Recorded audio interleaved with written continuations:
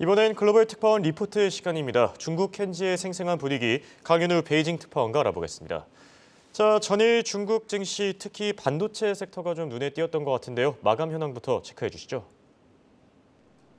어제 중국 증시는 반도체주가 시장을 주도하면서 상승세로 마감했습니다.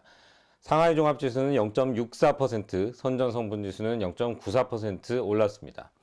두 지수 모두 3일 연속 오름세를 나타냈습니다. 홍콩 항생지수도 크게 뛰었습니다. 홍콩 증시를 통한 외국인 자금의 본토 주식 거래인 북향자금은 어제 48억 위안 매수 우위를 나타냈습니다.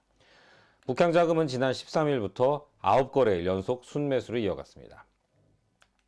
본토 투자자의 홍콩 주식 거래인 남향자금도 어제까지 12거래일 연속 매수 우위를 보였습니다.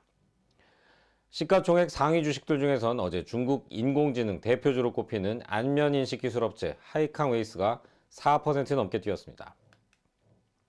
시총 100위권 종목들 가운데 80종목 이상이 상승할 정도로 대형주 장세가 나타났습니다.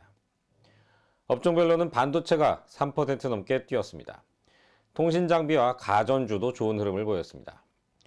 반도체 설계 전문 팹리스인 자오이 창신과 쯔광거웨이가 상한가까지 뛰었습니다.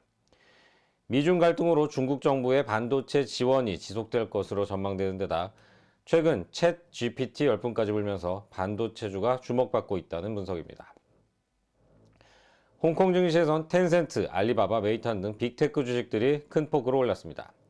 텐센트는 어제 지난해 4분기와 전체 실적을 발표했는데요. 연간 매출은 창사 이래 처음으로 감소했습니다. 하지만 4분기 실적은 한 해 전보다 호전됐습니다. 네, 여기에 또 중국 당국이 지금 경기 부양을 위해서 노력을 지속하고 있습니다. 지준율 인하뿐만 아니라 기술과 금융과 관련해서는 새로운 컨트롤 타워를 마련하고 있다고 하는데요. 이 부분도 같이 진단해 주시죠. 네, 중국 중앙은행인 인민은행은 다음 주 월요일 27일부터 은행 지급 준비율을 0.25%포인트 내리기로 결정했습니다. 이번 인하로 중국 금융권의 평균 지준율은 약 7.6%가 됩니다. 인민은행은 작년에도 4월과 12월에 각각 지준율을 0.25%씩 내렸습니다. 2020년 코로나 사태 발발 이후 매년 두 차례씩 인하해 왔습니다. 지준율은 은행이 받은 예금 중에서 중앙은행에 의무적으로 넣어둬야 하는 자금의 비율입니다. 지준율을 낮추면 시중 유동성이 늘어나는 효과가 있습니다. 인민은행은 지준율을 0.25%포인트 내리면 유동성이 5천억 위안, 약 93조 원 안팎으로 공급되는 효과가 있다고 설명합니다.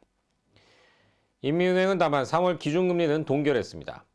중국 특유의 기준금리인 대출우대금리 LPR은 일반 대출 기준인 1년 만기가 연 3.65%, 부동산 담보대출 기준인 5년 만기가 연 4.3%를 유지했습니다. 인민은행은 작년에는 1년 만기를 2번, 5년 만기는 3번 내렸습니다. 하지만 미국의 금리 인상으로 두 나라 사이에 금리 차이가 벌어지면서 달러 유출 우려가 제기되자 동결을 유지하고 있습니다. 어제 인상으로 미국의 기준금리는 연 4.75에서 5.0%가 됐습니다. 중국은 이달 초 막을 내린 양회를 계기로 공산당과 정부 조직 개편을 추진하고 있습니다. 중국은 당이 인사와 감독을 정부기구가 집행을 담당하는 당정 분리를 유지했는데 시진핑 3기 집행부는 당이 전면에 나서는 당정 통합을 강화하고 있습니다. 금융부문에선 공산당의 중앙금융위원회와 중앙금융공작위원회를 조직했습니다.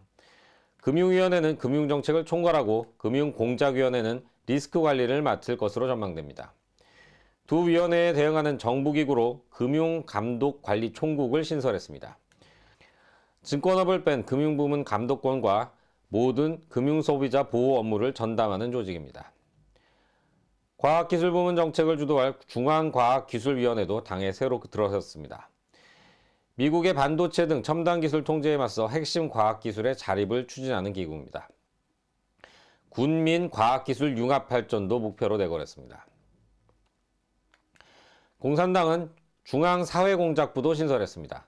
대중의 불만을 접수하는 창구 역할을 하는 국무원, 국가신방국이 이 아래로 들어갑니다. 사회공작부의 주요 업무 중 하나는 민간기업 감독입니다. 중국 지도부가 경제 부흥을 위해 민영기업 활성화를 내걸었는데요.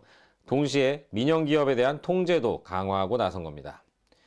지금까지 베이징에서 한국경제신문 강현우입니다. 고맙습니다.